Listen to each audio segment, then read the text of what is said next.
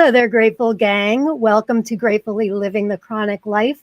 My name is Lauren Blanchard-Zaleski, and I am your host. We come to you each week with different topics each week pertaining to living life with gratitude, and in particular for people that live with some kind of chronic pain, illness, anxiety, depression. Basically, anybody that has struggles is going to get something out of our shows. And this is episode 42. Next week will actually be our year anniversary, believe it or not, which I'm super, super excited about. We've got a great show tonight and a great guest who's very, very special to me. But first, I want to thank all of you who came last week. It was a very spur of the moment week because the guest wasn't able to make it at the last minute. So thanks to all of you who contributed. It was actually one of my favorite episodes in the long run, even though I had zero planned.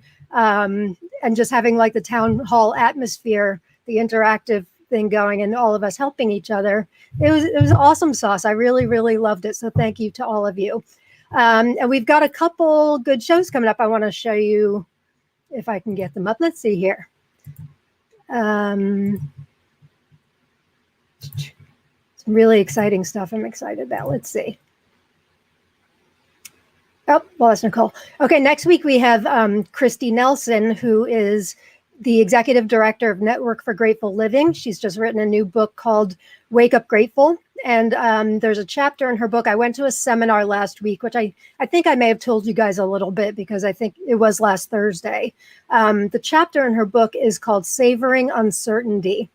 And we were just going to talk about her book. And after attending her seminar, I messaged her and I'm like, can we just, spend the hour talking about the Savoring Uncertainty, because it was so interesting, so moving.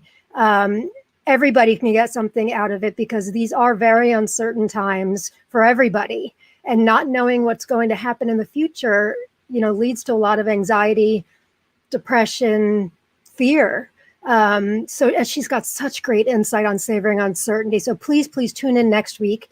The following week, I am going to be on sabbatical for kind of exciting reason, but I won't get into that now. But so there won't be show the following week. The week after that, Anastasia Bean is going to be here. She's a licensed professional counselor. We serve on the board of trustees of Chronic Pain Anonymous together, and we are going to talk about how to thrive living in a recovery mindset. And we will talk about Chronic Pain Anonymous as well as other ways to live in recovery with chronic pain and illness. And then after that, the following week, we have Dan Millman, who is a very famous author. He wrote Way of the Peaceful Warrior, which was made into a film called Peaceful Warrior, starring Nick Nolte. So he will be with us. So that is April, and we've got some really exciting stuff coming up in May as well. So join us. But for now, today's topic is on, I call it dirt therapy.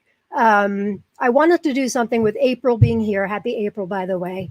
I wanted to do something talking about kind of like Earth Day and how gratitude and nature are in connection with each other and how they can help us with our overall wellness. So when I thought of that, and there was nobody better to bring on the show to talk about that than my good buddy, Nicole Spadafore. Hey, Nicole. Hi, Lauren. Hi, everyone. Hello. She is one of my best friends. We've been friends a very long time. I was trying to think yesterday, Nicole, I think it's like 15 years that we've been friends. Nicole and her mom, this is a guest that I did not have to stalk, but she is an expert in her field. So I'm super excited to have her here. But she and her mom were the directors of the middle school musicals, which both of my kids were involved in. And that's how we met. But then our paths cross in all sorts of things throughout our lives. And we've just remained really, really good friends since then.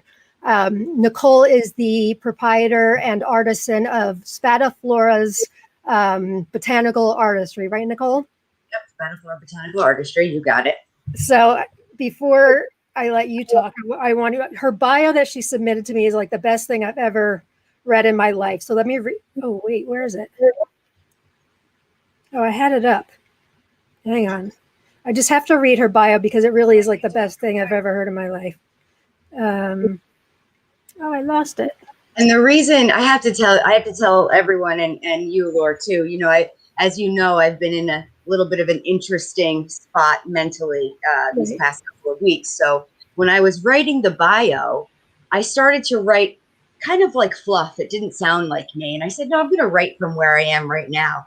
And I think one of the reasons why we are such good friends is I'm thinking as I'm sending it to you, Lauren's going to be like, oh, well, Nick, we can't write this. We can't put this on. Did you really think that? I did. And you responded to me. You responded. What did you respond? That's the best bio I've ever read in my life. And that's why we're friends. You see me. It's a wonderful thing. Yeah. It's perfect. It's very you. So Nicole writes, Nicole Spadafora is a ghost driving a meat-covered skeleton made from stardust, riding a rock, hurtling through space, who on a good day fears nothing. She is a human being, everyone's sister, deliciously delving into the ever-evolving quest for self, society, and nature. She is the proprietor of Spadafora Botanical Artistry, a design company which is rooted in all things floral and botanical, and the relationship to the human experience, from designing and implementing native gardens, flower farming, to flowering weddings. The first thing she remembers wanting to be from a young age was an environmentalist. Nicole's canine companion for the past 15 years has been a hound dog mix named Jersey May, and for reasons she cannot explain, has chosen to continue to remain by her side. Nicole has a love of musical theater, family, and the best friends she can count on two hands, one of them being AOG's own Lauren Zaleski. Thanks, Nick. I loved that. You're welcome. Ghost driving a meat-covered skeleton. I love that. Mm-hmm. Mm-hmm. So why don't you tell us in your words about, like, how did you get involved in nature, you know, and where you're at with your company and all that? How did all this evolve? So, you know, like the bio says, I distinctly remember, you know, we're all asked when we're children, what do you want to be when you grow up? And funny, I think I was maybe 4 or 5, and I said environmentalist. Like, who knows Really? that? I know, nobody knows. I don't even know if I knew. So, like, at the time when you were young like that, it was so, like, not on the radar of most people like it is today, you know? Yeah, yeah. So I wonder if it was one of those, like, did I hear it on TV, or was one of those subconscious things, you know, I think we're all born with innate knowing. So who knows where it came from. But I can remember we had these beautiful little built-in gardens on our back patio. And every summer, my dad and I would get geraniums, marigolds, and Dusty Miller. And every year it was a thing. Him and I would go and we'd plant, and I'd love it so much. And also, like, just taking rides with my dad when I was a kid and him pointing out all of the beautiful things. You know, sometimes instead of going to church on Sunday, he'd be like, don't tell your mother, let's take a drive and go get breakfast. And we'd drive all around Hunterdon County looking at all the beautiful trees. Yep. So I guess my love of nature started then. And I was always artistic, but I never was a good drawer or painter or anything like that. And my first job when I was 15 was at Sharon's Florist and Clinton Nurseries. And I started sweeping the floor. And one time they were shorthanded for Christmas, and they said, here, you know, they showed me how to do an arrangement real quick. And they said, can you do this? And I said, I'll try. And I did it. And they're like, okay, you know, that's passable. Let's go. Get in line. We need to Wow. about arrangements. And I found my passion with floral design. Fast forward, how old am I? I'm almost 40. So 25 years. And, you know, I was able to go full time with my company, which is floral design, and now has evolved into flower farming. It's amazing what Nicole does. And it's hard to relay in words. So I'm going to show you all what Nicole does, because to say that she's an artist is kind of an understatement. I've put together actually a video, Nicole, which you don't know about, but I've put together a video of some of your flowers. So let's try this.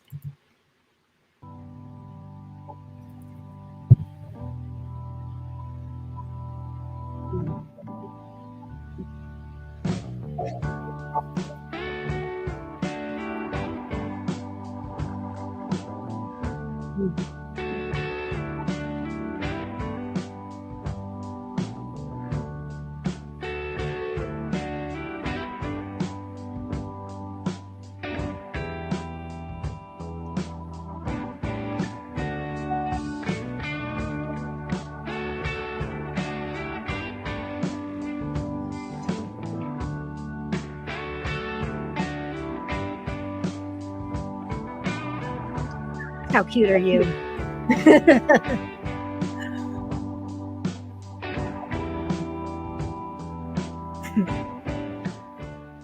Oh, Laura, that was the sweetest thing ever. Thank you for that. You're welcome. You're such an artist. Your use of color, the way you envision things is just absolutely gorgeous. Every time I see something from you, you just can't compare it to anything else. So let's go to some comments. We've got a lot of people that are here that want to say hello. And for the audience, if it's your first time, we are interactive. So if you want to put a comment, say hi to Nicole, tell us how you relate to nature in your own life, or if you have any tips, if you are, chronically, if you're disabled or something, if you have any tips on gardening that you think could help others, please share with us. So please feel free to comment, and I will try to get everybody on the screen. We have Diana McGillivray-Brusso. Hello, Diana. And Deborah's here. Hello, Deborah. Deborah is very much like you, Nicole. She's one of my moderators, and she's very much nature oriented. So I knew she was going to love this show tonight. I love you. Pamela's here. Hi, all. I'm really looking forward to this topic tonight. Good. Karen's here. Seaton's here. Hi, all. Sherry Oliver's here. Hello from Madison, Wisconsin. Hello, Lauren and friends. Hello. My mom says, cannot get you on Facebook. Oh. That's weird. Hi, Lauren, Nicole. Hi, Linda. Oh, mom got it now. I froze. Okay. Hello, Arlene from British Columbia. Excited. Yay. Tammy Williams is here. Hey, Tammy. Woohoo. Fabulous bio. Hello, Sister Environment. I knew it. I knew you'd love it, Deborah. Arrangements very much my taste. Beautiful. Beautiful. Yeah. Karen Grasskopf is here. Hello, Karen. Hi from South Carolina. If you're viewing us from in the group Attitude of Gratitude with Chronic Pain, because we are a closed group, you need to give Facebook permission in order for your name and photo to show up. So if you want to sign off and log back on and just say you give StreamYard permission, you can do that. Otherwise, your Facebook user, and if you're fine with that, that's fine with us too. Or you can just say who it is when you comment.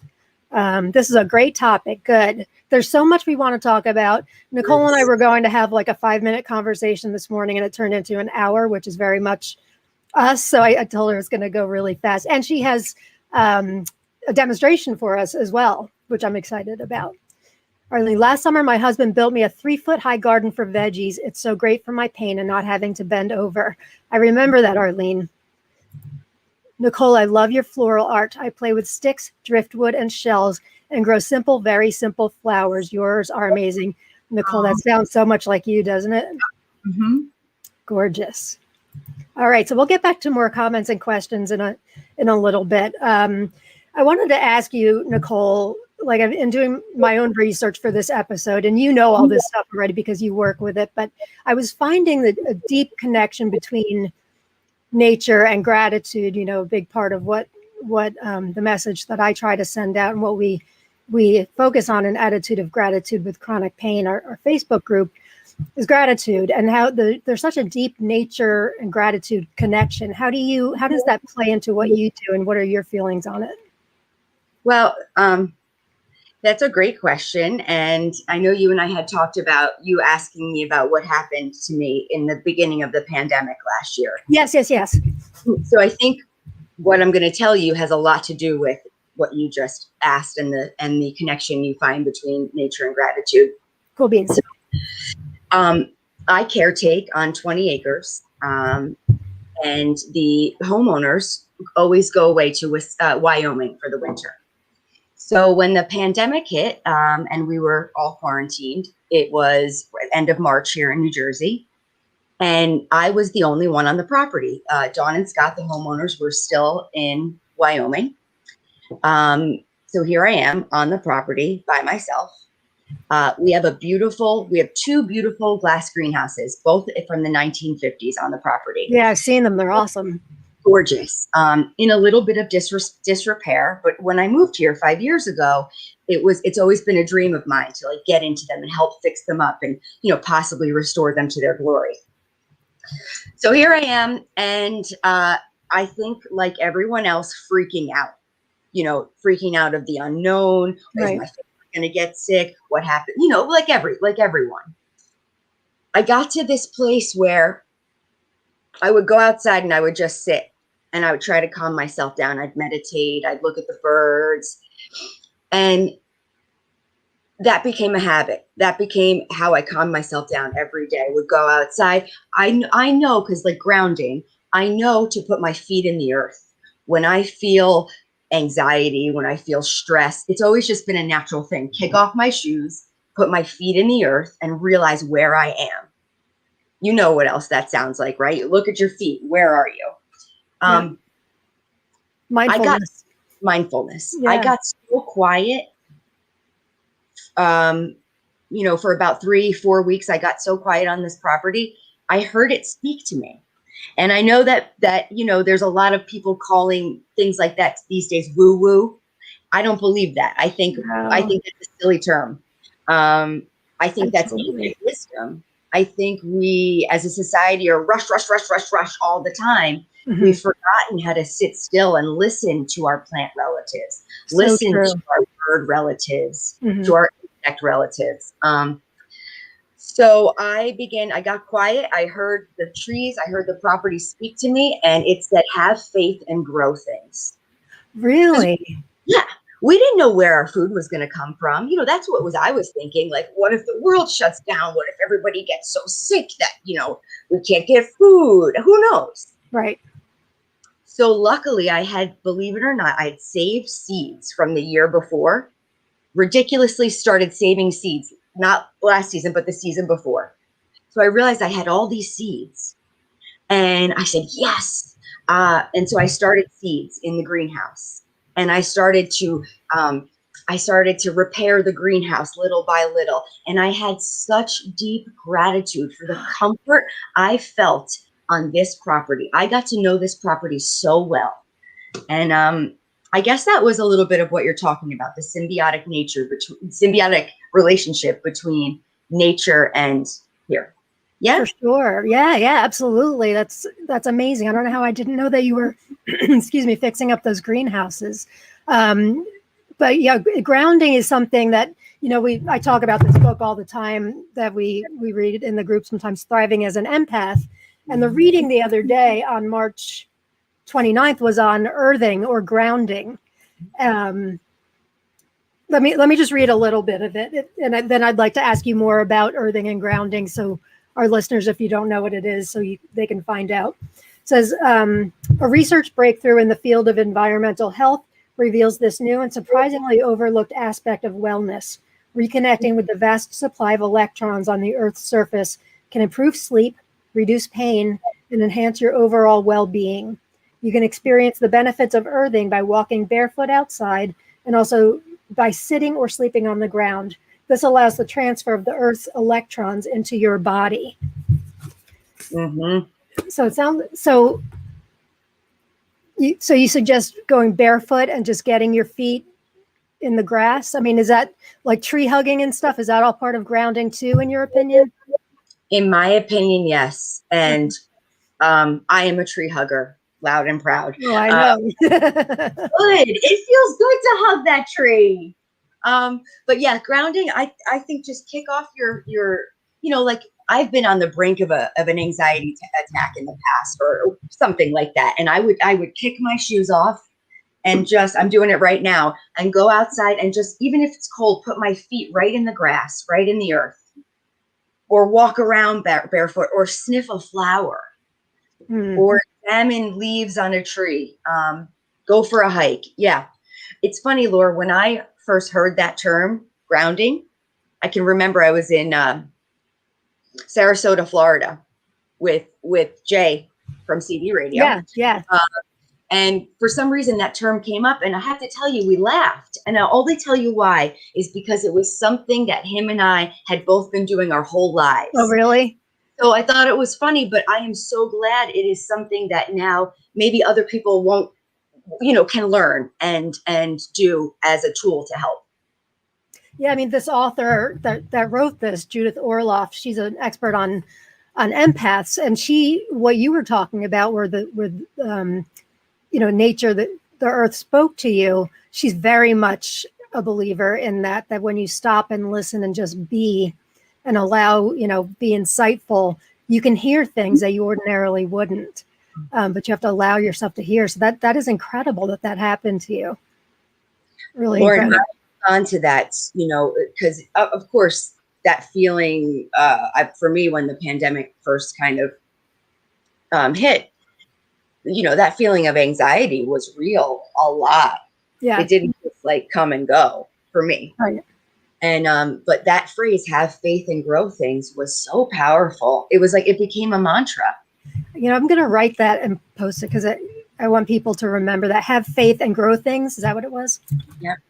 Have faith and grow things. And even this year, as things start to open back up and, life gets back on that crazy train, that I call it, I have had that mantra in my head even more so, to slow down and maybe not get back into the life that was before the pandemic, if that makes sense. I don't know. Yeah. That I do not have a green thumb, except when it comes to my tomatoes. Rob and I, let me see if I can get this up again. My husband and I, not you, Dan Millman. We love growing tomatoes. Mm-hmm. How do I get this? During the summer. Where'd it go? There it is. There's my tomatoes. Hey. And I love herbs too. So I grow them all tomatoes are in the ground, which, Rob does all the digging and stuff, but the herbs I put in pots on my deck, and that's easy for me. I love to cook. So, heirloom tomatoes and herbs and stuff are important to me. But besides those, I do not have a green thumb, but Nicole and I have this plant. This plant is 14 years old. We call it the Bob Voigt plant, dedicated to a wonderful gentleman who used to help Nicole and her mom out on the school plays. And Nicole gave this to me on opening night of we did Cats the musical. And what is it, a geranium? Yeah, it's a geranium. It's not a typical geranium. I forget. I think it even has the tag still in here, believe it or not. God. Bold, bright, and tough. Oh, the top's cut off.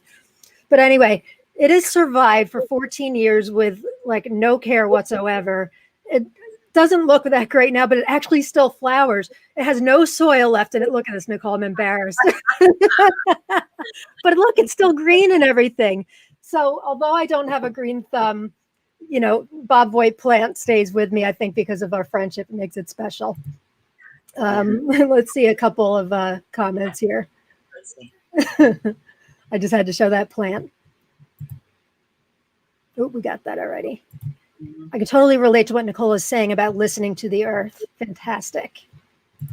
And Deborah, Nicole's twin, says earthing is essential to my well-being. And my sister, hi, Laura Nicole. Hi. Lindsay says this episode should be called Gratefully Growing. Nicole, you should have a website called Gratefully Growing. Ooh, yeah.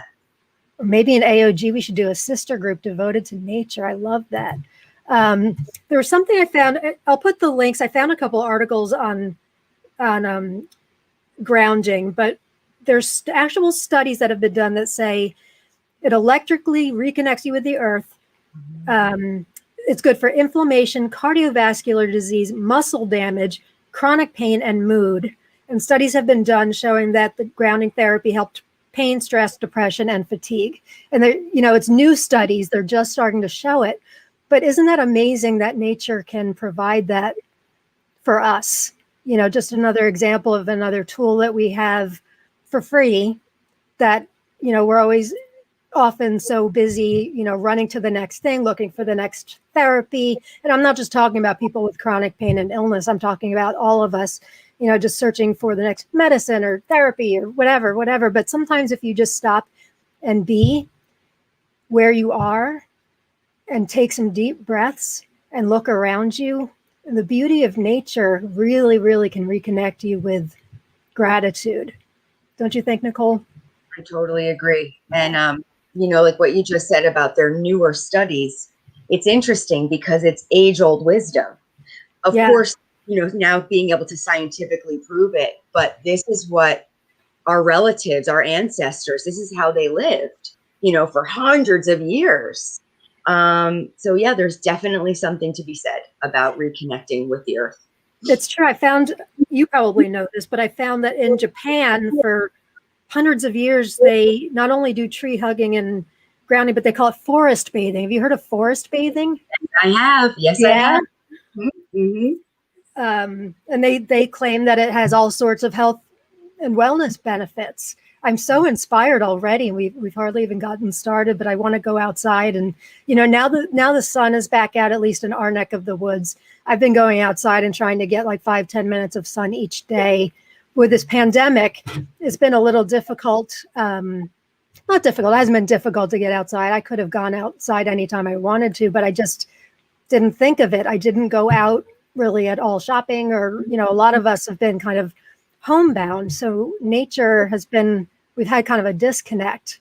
A lot of us have, Yeah. There was something I read in positive psychology called nature deficit disorder that they're now starting to study, where people are, lacking, of course, vitamin D from the sun. And have you heard anything about nature deficit disorder? No, I haven't, but I feel like I'm not unfamiliar with the concept. Yeah. Yeah. There were a couple interesting things I read about it, if I can find it. It's from positivepsychology.com. It says studies have related nature connections to a lower body mass index. People who exercise outdoors are less fatigued and have fewer chances of suffering from obesity and related conditions. The forest bathing research also suggested that by stimulating the production of anti-cancer proteins, frequent walks or trips into the wilderness help patients in fighting terminal diseases. Although this is ongoing research and firmer evidence is awaited, the suggestion is strong enough to prove the benefits of being outdoors. And the forest bathing is called Shinrin Yoku. There was what did it say? I wanted to find what it said about nature deficit disorder, but basically, as you can imagine, it was not good. People they're wanting people to reconnect with nature. What do you do on a daily basis? I mean, obviously, you've got your work. Where do you find your inspiration? Because you are a very organic person. You're not usually a person to map things out. You kind of, wouldn't you agree? You kind of come to things, because you're so creative like that. Thanks. I do. You're right. That's how it goes. I'm extremely unorganized. So mapping things out. I wasn't going to say that. Part of what I love about you. My pants kind of gal. I get inspiration everywhere. Okay, so here I have taken something out. Okay. I started getting really into mushroom hunting when the pandemic hit. And you're not taking me? Dude. Well, I will. I need some more Rels. You just get this book. Can you see it? It's just a National Audubon Society mushroom book. Mm-hmm. And I looked for mushrooms. Okay. It's actually 2 years. So before last spring. So last spring, I started getting really comfortable identifying like maybe 3 kinds of edible mushrooms. Really? Yeah, because you need to be careful. Oh yeah, yeah. But there are less poisonous mushrooms out there than we think. I am not. Really? I'm not advising anyone to go out with mushrooms. Don't do it. You didn't hear it from me. But I got really good at identifying oyster mushrooms. Super easy to identify. They're in abundance here. Really? I have some. I have a whole freeze-dried bag for you. Oh my God. They're abundant around here in New Jersey. I had no idea. Yeah. So you talk about where I get inspiration. These mushrooms that I have here, I've dried them. I don't know. You probably really can't see it because of the. Yeah, a little bit. That's beautiful. Wow. Those are mushrooms. Wow, they're gorgeous. The colors in these mushrooms, Lauren and folks, are super inspirational. And so that's where I've been getting a lot of my inspiration these days. Oh my gosh, Nicole. Right? They're gorgeous. I even dried them and I made a garland for Christmas out of them. How did you dry them? Did you just kind of lay them out? Yep, I just laid them out. And then also I got a dehydrator for Christmas, so I've been playing around with that. Yep. So that's been a source of inspiration. And you find those in the forest around, like in the woods? Yep. What I've done is, just from going on hikes around here, you kind of identify where there's good mushroom spots. You see them growing. It's the right conditions, a little bit moist. Certain kinds of mushrooms grow under certain kinds of trees. So if you see a stand of beech trees or old fruit trees, fruit orchards are great spotting for morel. Really? Yep. I did not know that. Fruit orchards, like apple orchards, and yeah. Old orchards. Yep. I thought I had heard that it was like by dead elm trees or something like that, or dead something trees. I don't know. Obviously, I'm wrong because this is my green thumb. So don't listen to me, folks. But even when you do a lot of weddings and stuff like that, so do you? I assume with how creative you are, they kind of give you maybe an idea of what they would like, but then they let you do your thing. How do you come up with such unique things? And I know you're big into like using what's in season and not, local things like that. Do you want to talk about that a little bit? Oh, sure. So I think gratefully and luckily, I've gotten to the point in my business that people now come to me for my style, which is like awesome. I've waited. What I've always told you, isn't it? Whenever I order flowers from you, I'm like, just you do what you need to do. Yeah. And wow, I was waiting for this moment for my, since the beginning of my career. I know. Yeah.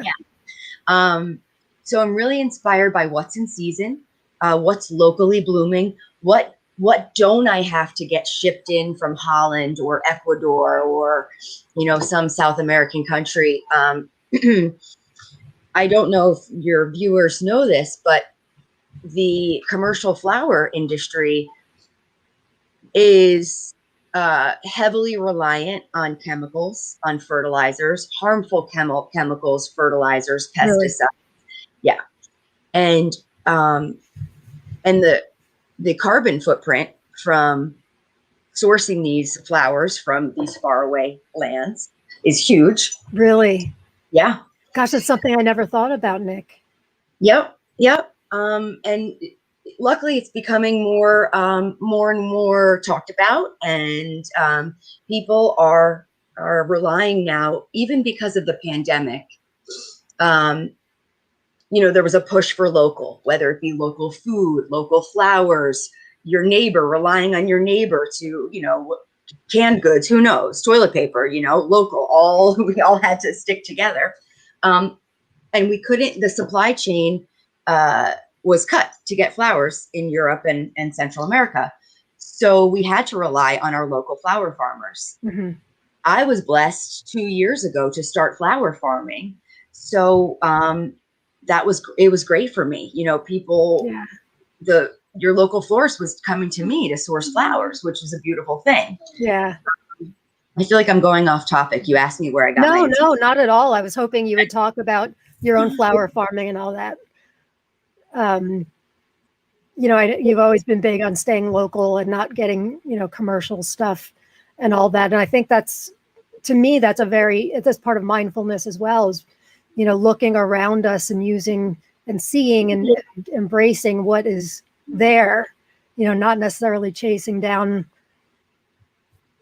what's not local. You've always talked to me also about invasive plants. Mm-hmm. And I was talking about butterfly bushes one day years and years ago, and you're like, they're invasive. Yeah. I don't even know what that means. They kill other things. Is that what they do? Yeah, or they take the place of what's actually supposed to be here. So like the native plants have to compete very much, in our area at least, with the butterfly bush.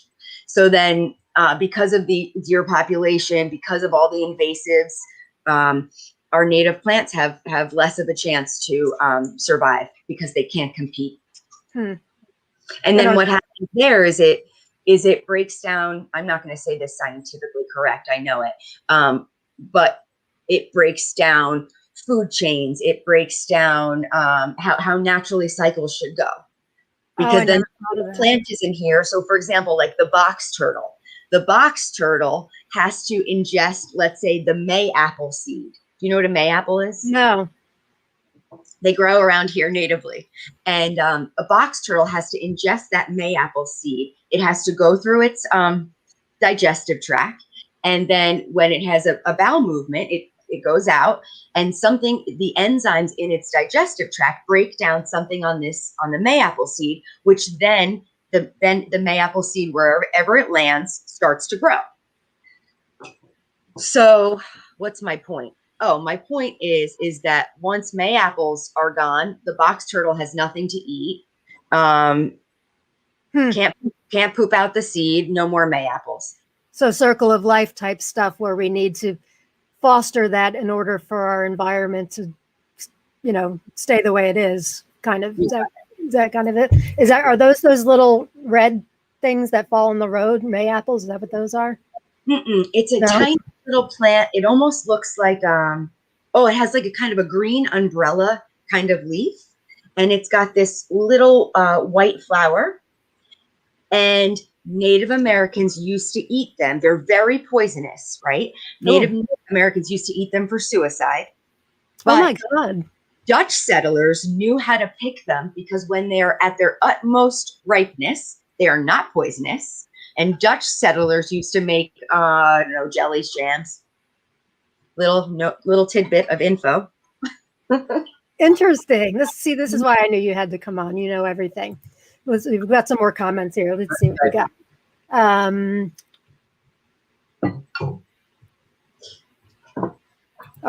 Someone wants to know if you ship to Southern California. Oh, I wish. Facebook user says, great mushrooms. Nature was my total environment most of that last year. It was amazing, and it was also harsh at times. Overall, my 8 months living in a gazebo, this is Margaret. Hi, Margaret. Gave me a great deal of strength. I truly enjoyed the experience, except for a few of those cold hose showers early in December. I truly cannot stay inside all day, no matter what the weather.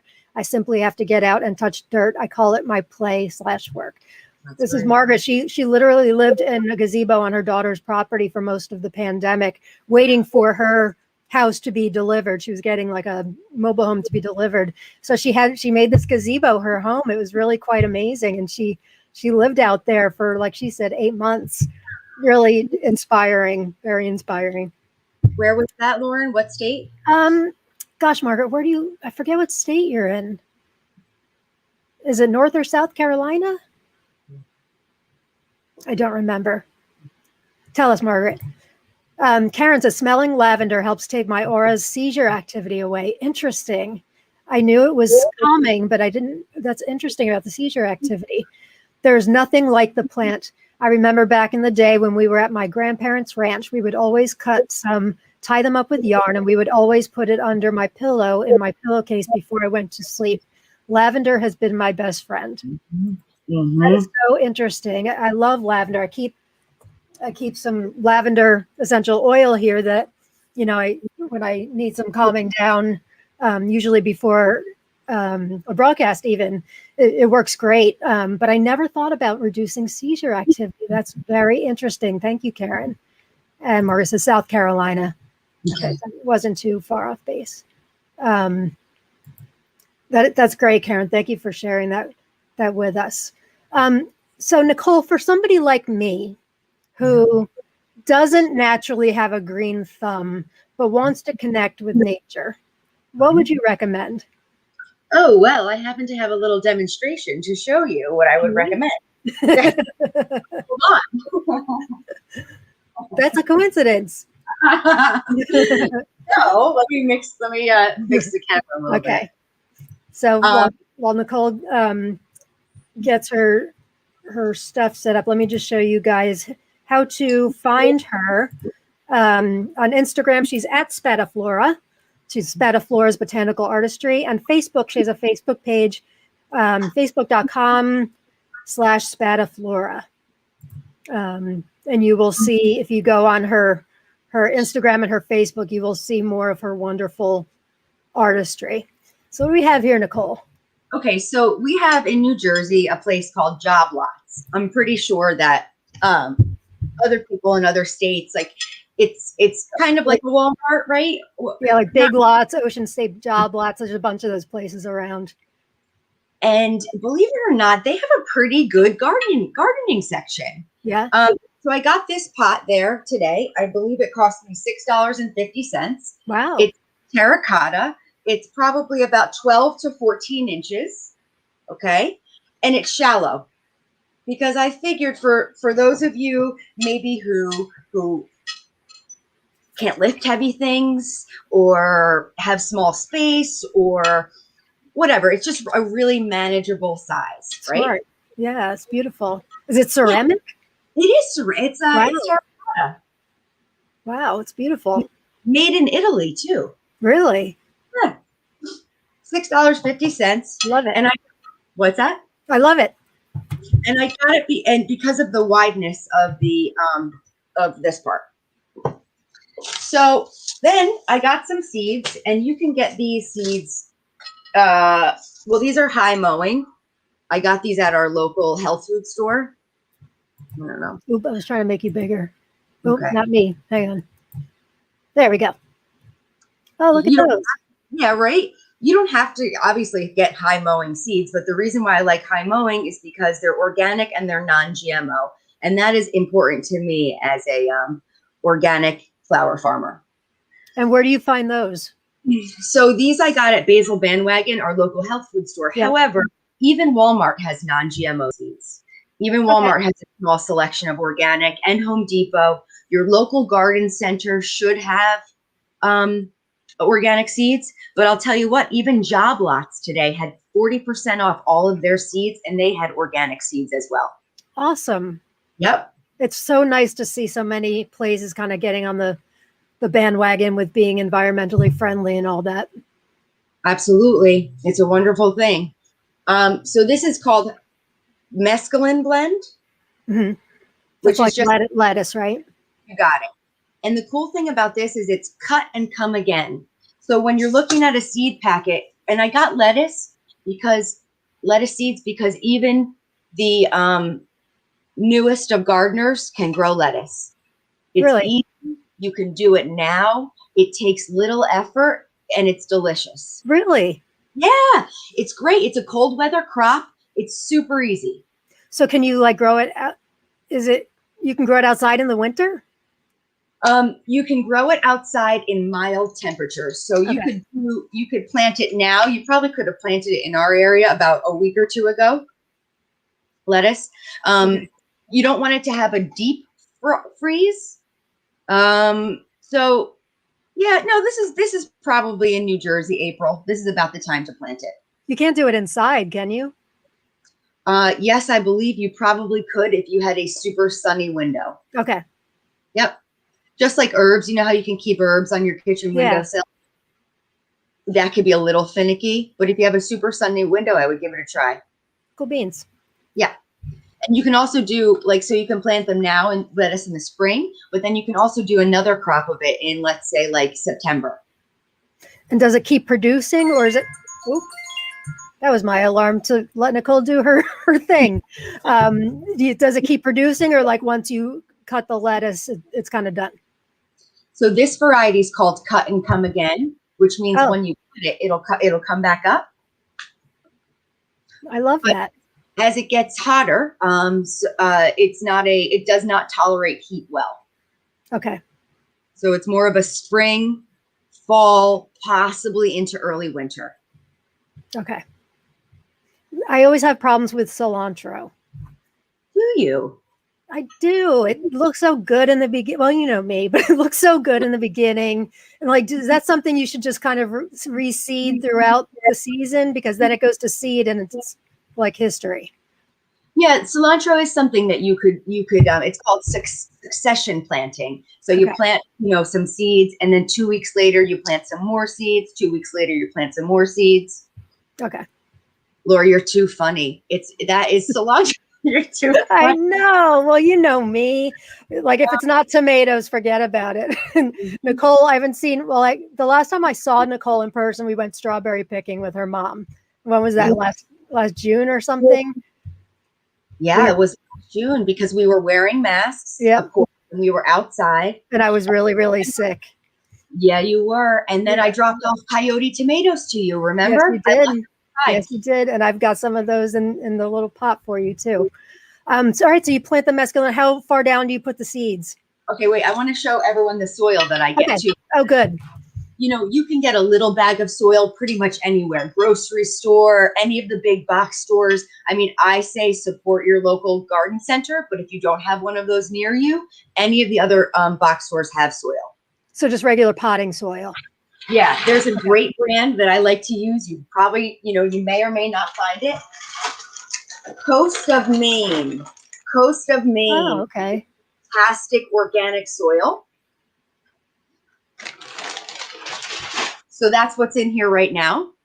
I see a little forsythia in front of that. Is that forsythia? Yes, this is for the next demonstration. Oh, okay. Sorry, I didn't see it yet. And I mean, this is just another bag of potting soil that I picked up, I believe, at Walmart too. Okay. And totally manageable. I think probably it weighs maybe 8 pounds. You thought of everything, Nick. That's awesome.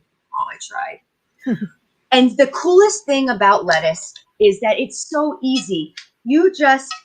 I put the soil in about an inch below the pot line. And then you just sprinkle it on, just lightly sprinkle it on.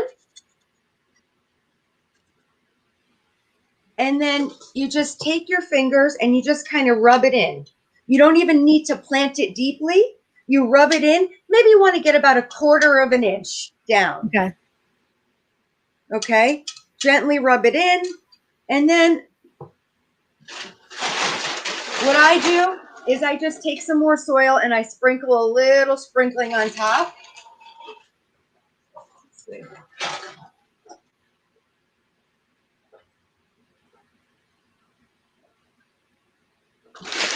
And that's it.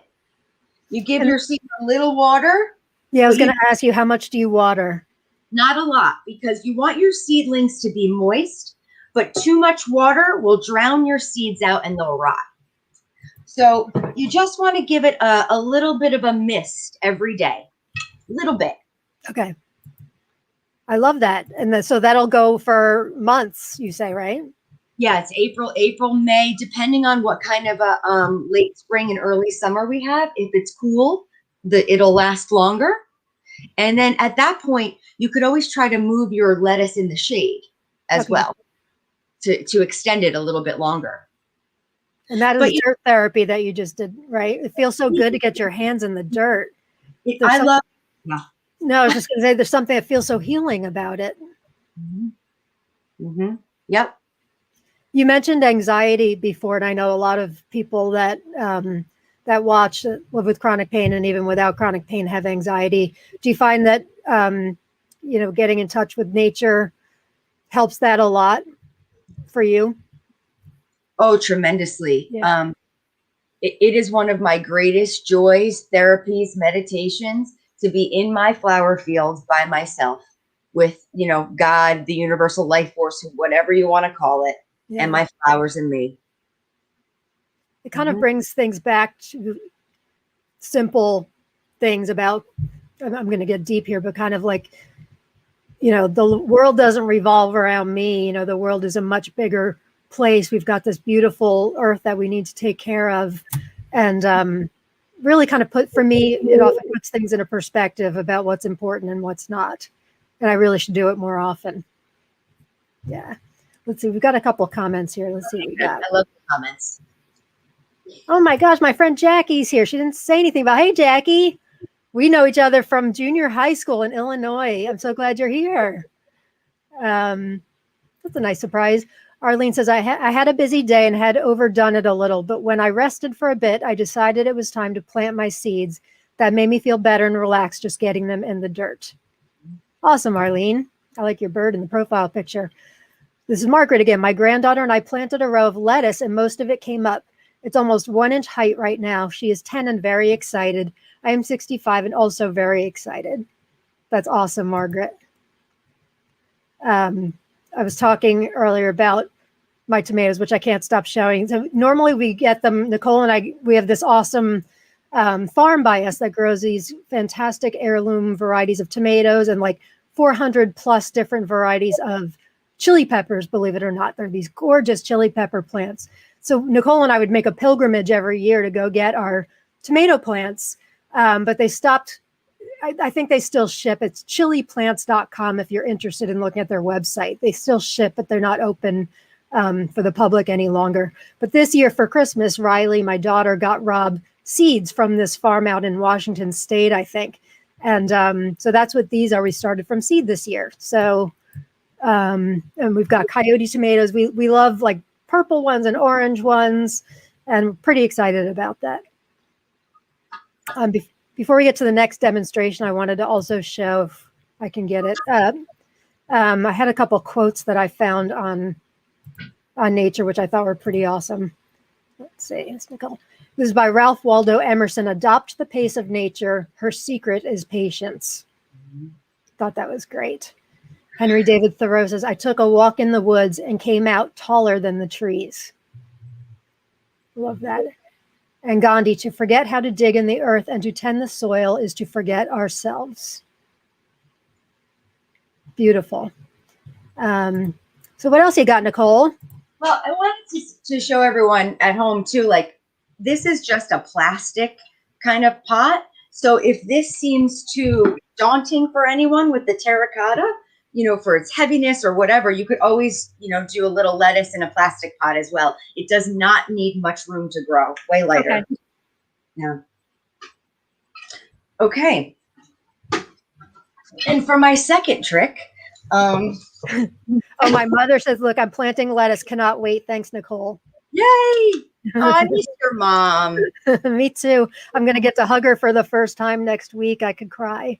Yeah. My dad. Yeah. I saw them was when I delivered the arrangement for their anniversary. Oh gosh. Yeah. That was beautiful. Yeah. So just another thing I want to show the viewers is, I think it's really, I know even for me, I'm around flowers all the time, but I love to have fresh flowers in the house. Love it. They could cheer me up on, the cloudiest of days. Mm-hmm. And so I know there's a lot of people who are intimidated, by arranging flowers. Yes. Like a lot are you? I didn't know that. I am. I'm artistic in some ways, but in that way I'm not. So here's a good tip. You want to, when you're picking out flowers, let's say ShopRite has those 3 for $12 bunches of flowers. Most local food stores have some sort of deal.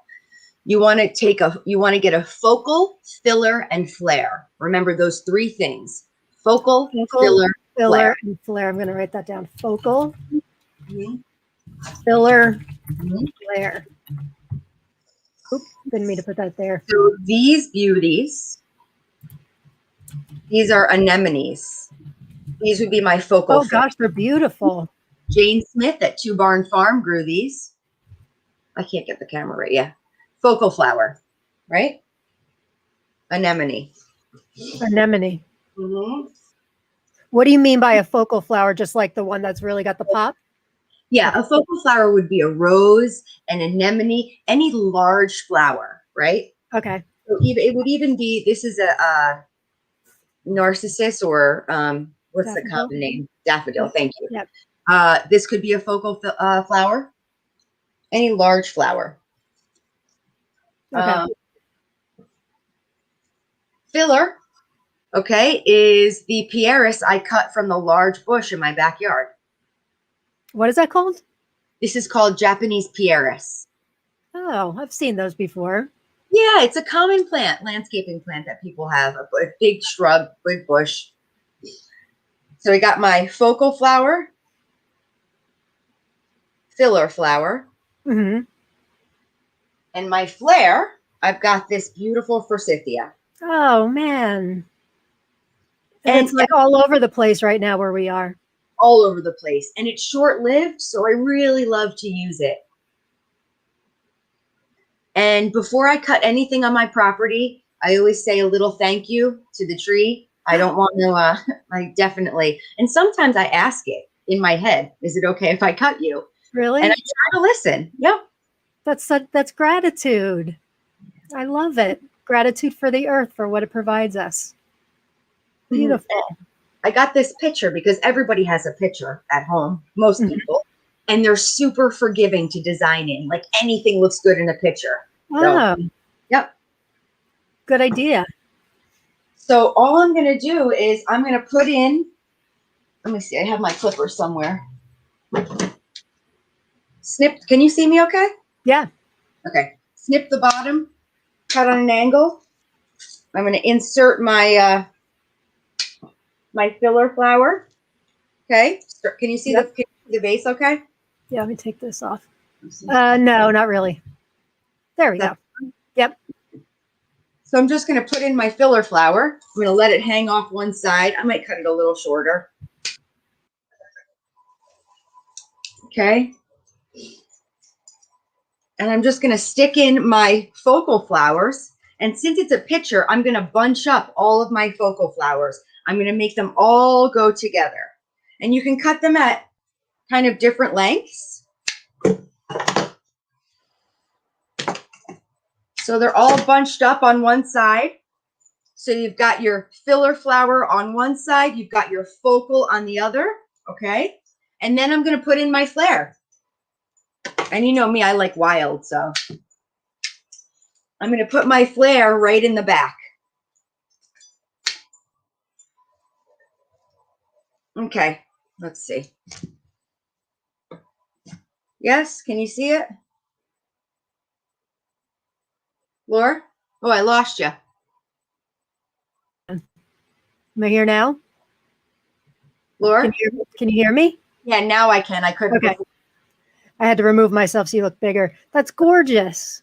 So I don't know. So what I did was I just did my flare, my filler, focal, and my flare in the back. The end. Mine would not look like that, though. It would. Mine would be a hot mess. So easy. Just remember to bunch your focals together. Okay.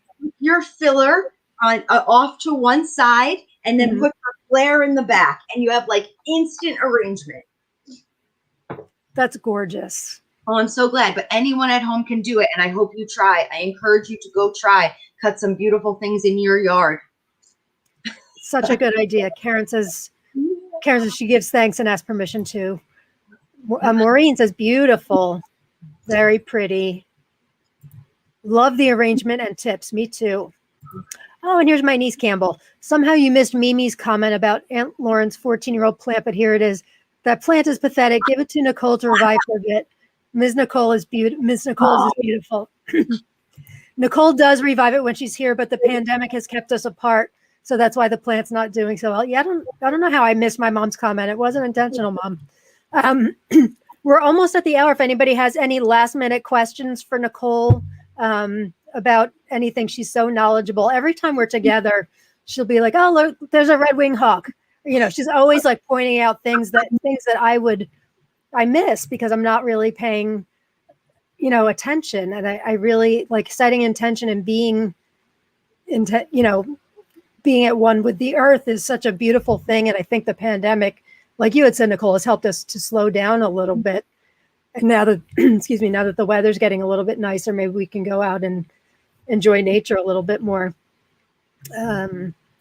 Sherry Oliver says, I threw a packet of arugula seeds on top of some bare ground in an old flower bed last August on the chance these 3-year-old seeds might grow for fall.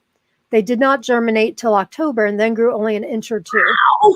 Surprisingly, they survived through the Wisconsin winter and now are 3 to 4 inches high, and all of them grew. Very cool. Very cool, Sherry. One of the varieties of seeds that we got, Nicole, now I'm asking a purely selfish question.